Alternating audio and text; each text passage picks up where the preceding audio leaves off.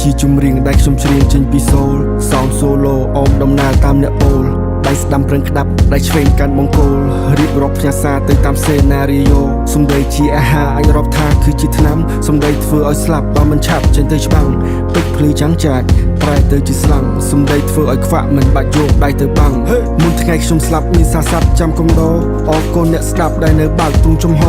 ទូសល់1 2ឬមកតបគ្មានរូបគ្មានរាងតែសំឡេងនៅបន្តមិនហាមឲ្យស្អប់ទេក៏មិនខត់ឲ្យស្រឡាញ់ព្រមអោនក្បាលចុះតែមិនព្រមរឿងចាញ់ជីវិតខ្ញុំដូចសាច់ប្រឡាក់នៅលើផ្ទះខ្លាញ់គេចាប់ហែកជាចំណែកមើលទៅហាក់ទៅនោឆ្ងាញ់ហើយថាជីវិតនេះមិនស្រួលដូចឲ្យបានមើលឃើញមេឃខ្មៅហើយងងឹតភ្លឺដូចបានបើកភ្លើងមេឃខ្មៅហើយងងឹតភ្លឺដូចបានបើកសំឡេងផ្ទៃមេឃជាសំឡេងផ្ទៃសមុទ្រជាមើលទៅស្រមោលដែលបានចោលពីពន្លឺព្រះច័ន្ទខ្ញុំដូចជាខោដែលខំអោលទៅឲ្យផុតសញ្ញាសំឡេងផ្ទៃមេឃជាសំឡេងផ្ទៃសមុទ្រជា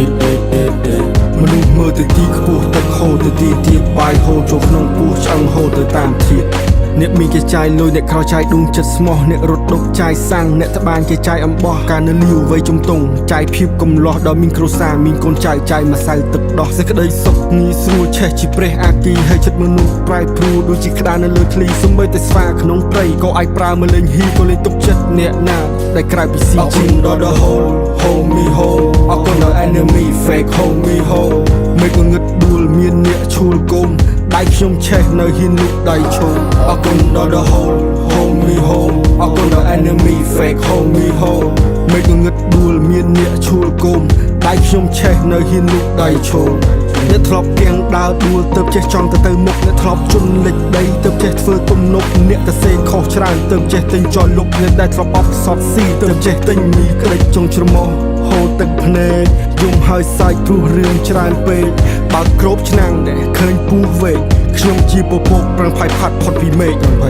មិនចង់តបតព្រោះតែមាត់ជាប្រុសបើខ្ញុំស្លាប់ទៅហើយឲ្យតែអ្នកបានសុខចុះស៊ូទ្រាំដកដង្ហើមទាំងទឹកត្រឹមច្រមុះបើខ្ញុំធ្លាក់ទៅហើយក៏មិនចង់ទាញគេចុះ